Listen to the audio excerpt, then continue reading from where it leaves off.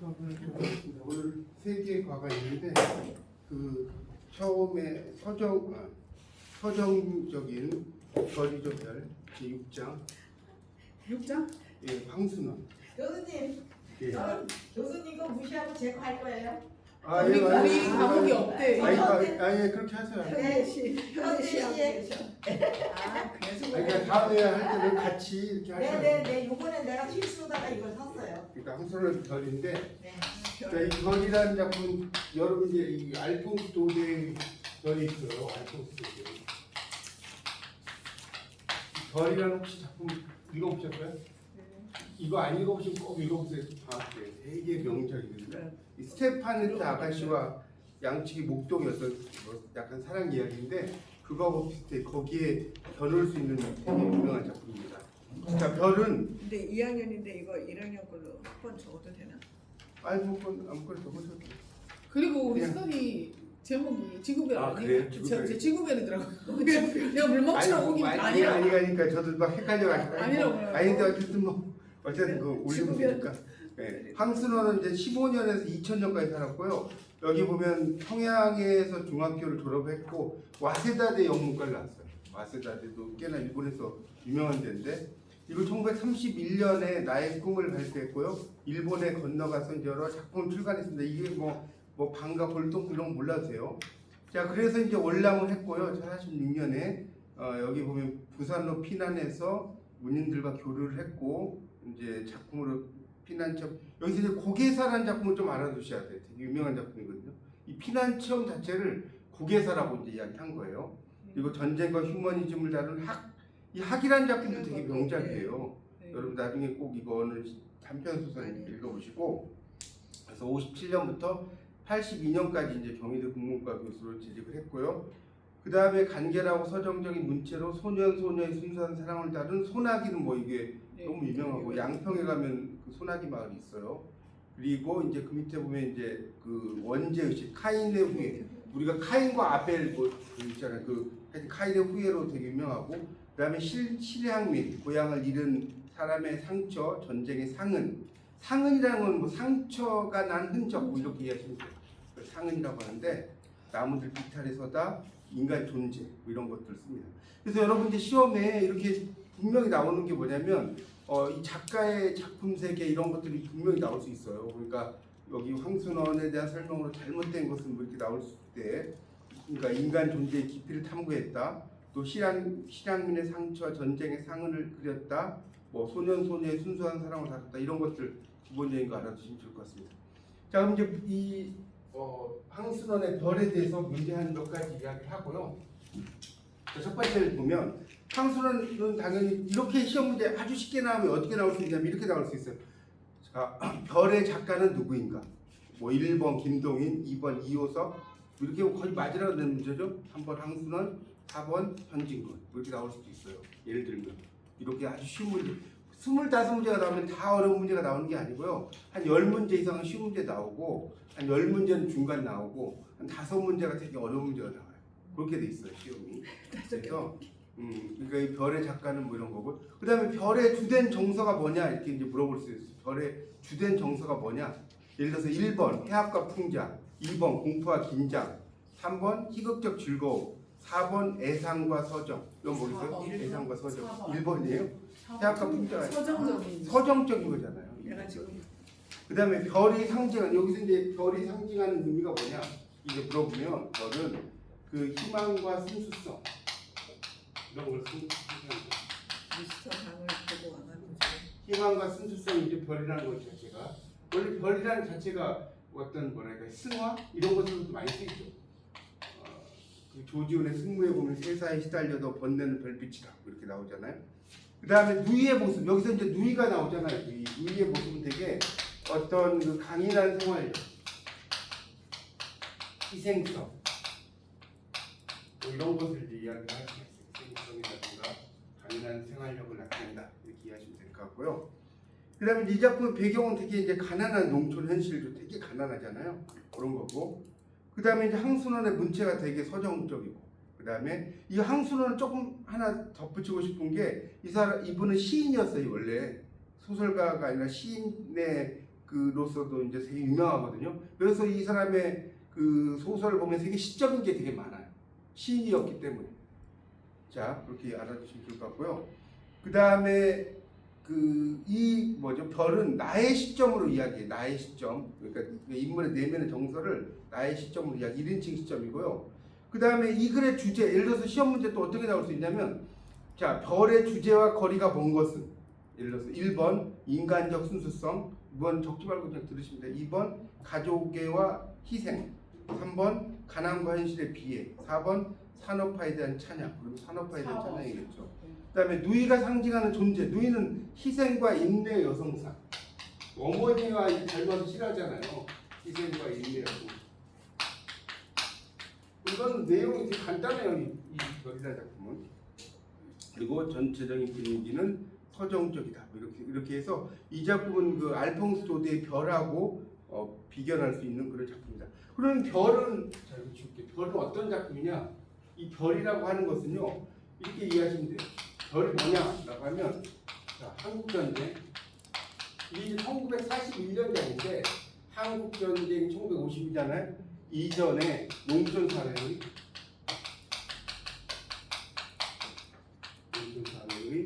그러한 순수한 사랑과 인간 내면에서 순수한 사랑과 인간 내면의 성장을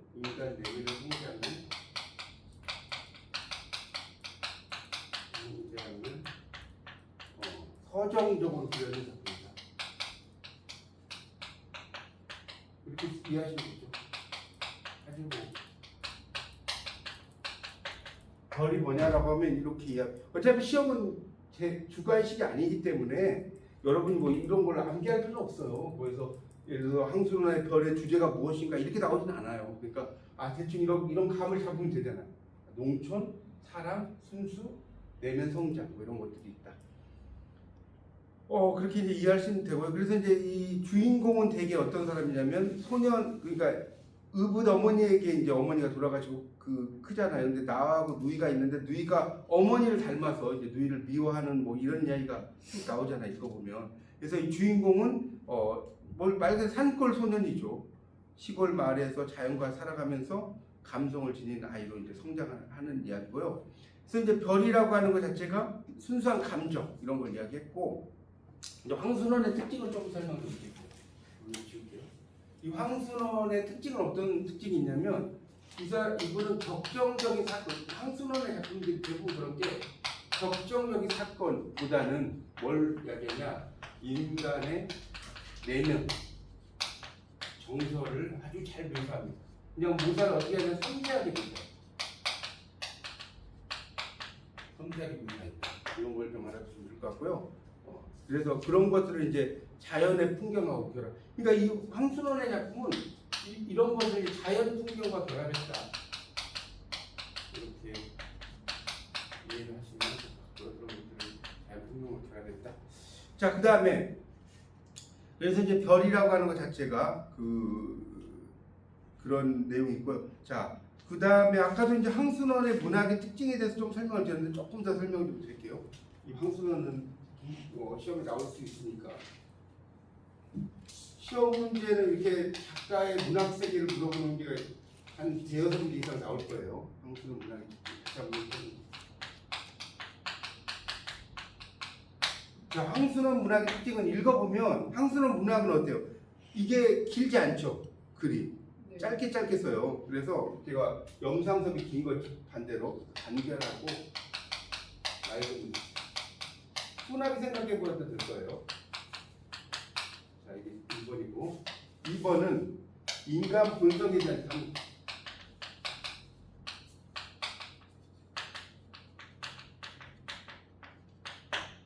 3번은 자연과 인간의 조화.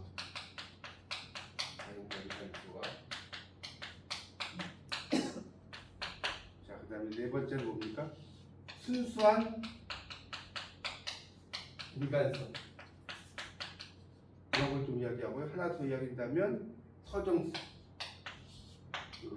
여러분이 황순원이 나오면 이런 것들이 나오면 황순원의 특징입니다. 황순원의 특징. 이해가시죠? 황순원의 특징. 그래서 이 황순원의 작품에서 되게 서정적으로 쓴 거를 조금만 보면 뭐 다 읽을 필요는 없고요.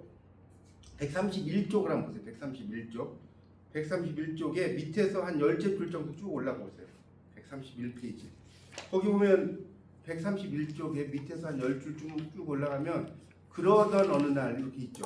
그러던 어느 날 저녁 어둑어둑한 어둠 속에서 아이가 하늘의 별을 세며 하늘 별을 세는 거예요. 별 하나 별 찾았어요? 별은 흡사 땅 위에 이슬과 같다고 생각하고 있다. 뭐 이런 말 있죠.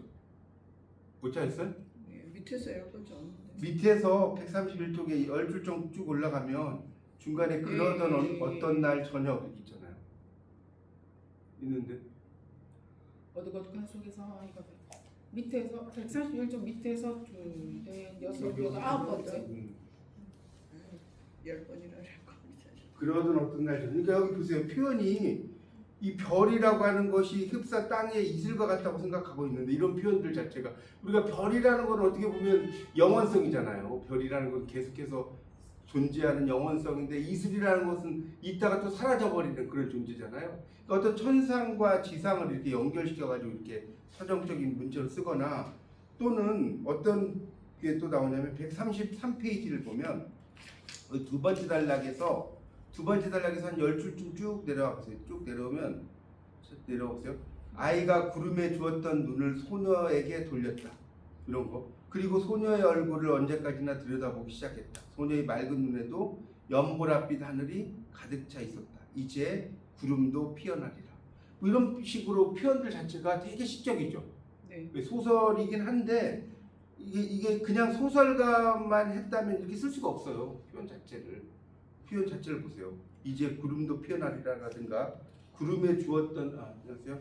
눈을 소녀에게 돌렸다라든가 이런 것들이 다 시적인 표현들이 상당히 많습니다. 그래서 이런 그 서정성이라고 하는 것 자체가 황순원의 작품의 특징이다. 자, 그래서 이제 그 마지막만 좀 볼게요. 나머지 여러분 뭐 다 쉬운 거니까 읽어보시면 되는데, 그래서 이제 나중에 이 당나귀에다가 화풀이 한다 그럴까? 누이가 돌아가고 나서 그런 얘기 나오죠. 네. 거기 그 137쪽에 보면 137쪽에 밑에서 한 7, 8째 줄에 가면 아이는 달구지체에 올라서지도 않고 전부 다 10살의 당나귀 등에 올랐다. 그 있죠? 137쪽. 그래서 당나귀가 전처럼 꼬리를 물려는 돌다가 날뛰기 시작했다. 아이는 당나귀에게 나처럼 우리 그러니까 누이를 이런 뜻이겠죠? 왜 죽였느냐? 왜 죽였? 이게 이제 평안도 사투리이기 때문에 이런 식으로 쓴 거예요. 가면서 소리를 질렀다. 뭐 이렇게 하면서 또 그러다가 이제 당나귀 등에 떨어져 굴렀죠? 넘겨보세요. 이번에는 어느 쪽 다리도 삐지 않았다. 그러나 아이의 눈에는 그제야 눈물이 튀었다. 어느새 어두워진 하늘에 별이 돋아났다가 눈물갠 아이의 눈에 내려왔다. 아이는 지금 자기의 오른쪽 눈에 내려온 별이 특히 이제 마지막 부분이 되게 감동적이죠.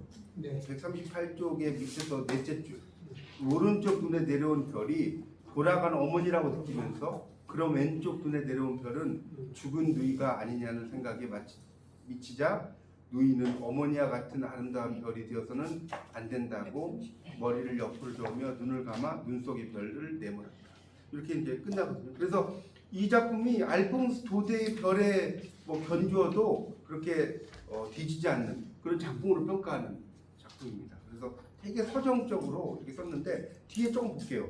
139쪽에 이제 작품 해설에 보면 서사의 경계를 넘어 서정의 미학을 찾아서 이렇게 나왔죠. 서정 소설. 그러니까 서정이라는 것은 우리의 감정이거든요. 여기 보면 139쪽에 그 바로 밑에 보면 서정 소설이라는 말을 들어봤는가? 이 문학은 서정 서사 극이에요. 이건 아시죠? 서정시 원래 이제 서정 서사 극이라고 했는데 서정시, 서사시, 극시 이렇게 이해하시면 더 쉬워요. 시가 붙으면 우리가 시의 종류가 서정시, 서사시, 극시가 있거든요. 여러분 이제 서사시 같은 거는 아직 안 배우셨겠지만 서사시가 있어요. 그래서 김동완의 국경의 밤이라든가 극시 같은 것도 있고 그래서 이제 이렇게 서정과 소설을 결합한 작품이 서정 소설이죠.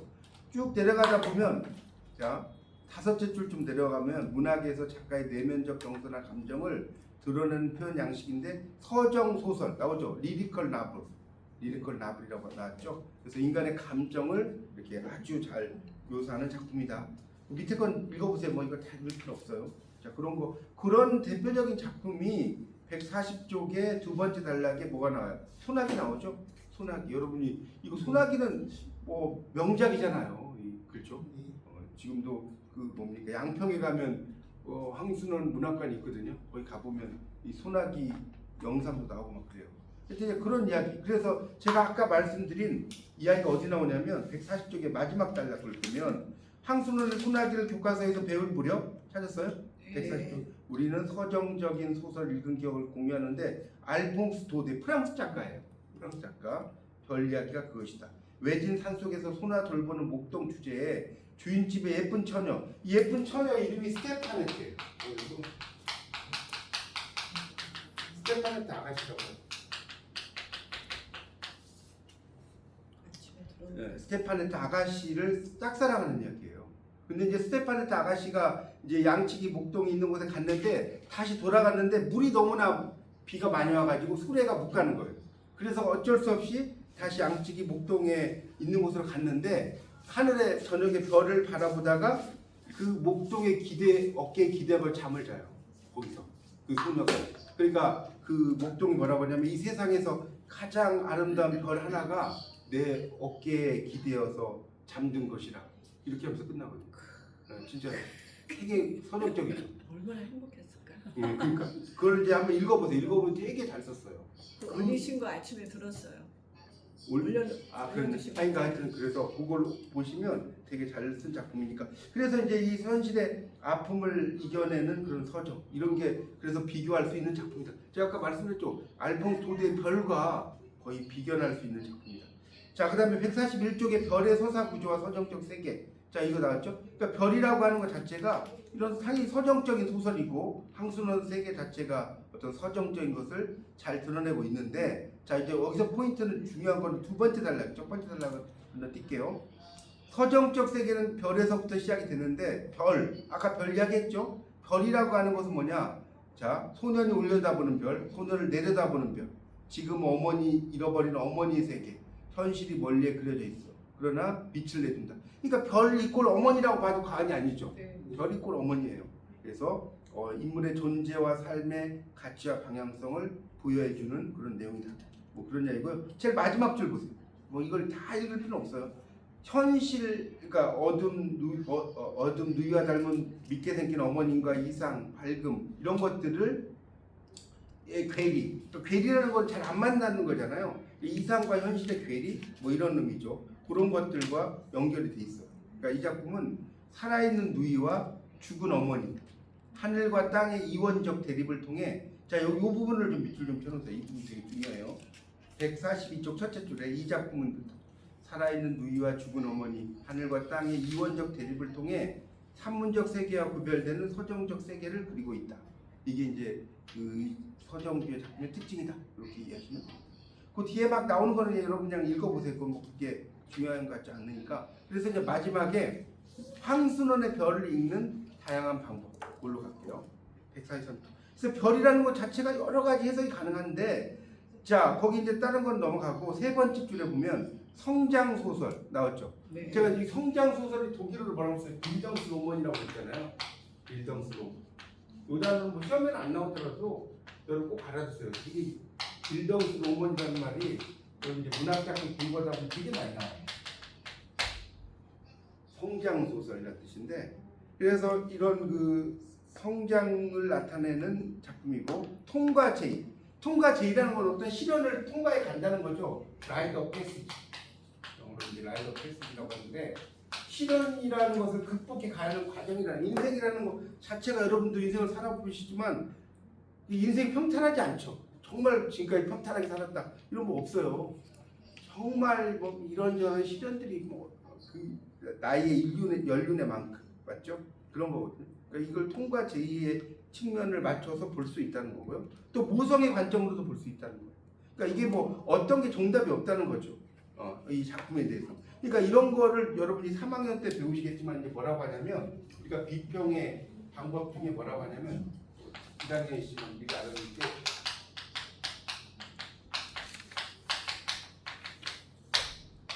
독자 반응 비평이라고 하는 거예요. 독자 반응 비평은 뭐냐면 이 작품에 대해서 여러 가지로 해석이 다 달라.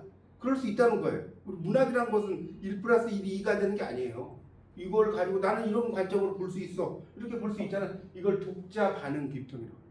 독자. 그러니까 독자의 관점에서 다양하게 어차피 비평가도 독자일 수 있거든요. 독자가 돼야 비평가 되는 거 아닙니까? 이제 비평가는 독자이긴 하지만 좀 더 전문적으로 공부한 사람이시겠죠. 근데 어쨌든 이런 걸 독자 반응 비평이라고 이야기할 수가 있습니다. 그래서 이 내용이고요. 자, 그다음 이제 마지막 여기만 보고 이 내용 마무리할게요. 145쪽이 마지막 단락을 보면 자 어디서 많이 이야기한 작가죠. 별을 노래하는 마음으로 모든 죽어가는 것을 사랑했던 시 우리 윤동주 문학관에 가서 배우셨죠? 윤동주의 서시에 나오는 이야기 아니에요? 별을 노래하는 마음으로 모든 죽어가는 걸 사랑해야지. 그리고 나한테 주어진 길을 걸어가야겠다. 오늘 밤에도 별이 바람에 스치운다. 끝나지 않아요. 그러니까 윤동주의 작품의 별은 뭐냐면 어떻게 보면 독립을 향한 몸부림 뭐 이런 의미예요. 맞죠? 이걸 이제 본다면 몸부림. 이게 바람에 스치운다. 이건 또 보면서 일제의 탄압 이렇게 볼 수도 있는 거죠. 이거 시대적인 거와 결부를 시킨다 아니에요. 물론 그냥 별이 바람에 스친다라고 할 수도 있겠죠. 작품 자체로만 보면. 근데 시대적인 배경으로 따져보면 이런 의미가 돼야 돼요. 되죠? 그러니까 하여튼 별의 의미가 다양하다. 그런 이야기죠. 그래서 저 밤하늘의 별을 헤매어 멀리 어머니를 그리워하는 이게 완전 윤동주의 이야기 아니에요? 별에는 밤이 나오잖아요. 별 하나의 사랑과 별 하나의 추억과 어머니 나오잖아요. 막. 그래서 부끄러운 시인의 목소리. 그러니까 윤동주의 시의 특징이 뭐예요? 자아 성찰과 부끄러움의 미학이에요. 여러분 이제 2학년 1학기에 현대시의 이하 감상 배우실 거예요. 거기 나와요. 그래서 그런 것을 이제 이야기하는데 서사와 서적의 경계를 넘어 새로운 미학을 추구했던 황순원의 소설이 보여주는 게 그러니까 이런 면에서는 윤동주하고도 상당히 어때요? 유사한 면모가 없지 않다라는 내용으로 이 작품이 마무리가 됩니다. 그래서 이 작품은 그렇게 뭐 어렵거나 이런 작품은 아닌데 여러분 이제 황순원의 이 작품만 이야기하는 게 아니고 전체의 특징을 염두에 두시면서 한번 보시면 좋겠습니다.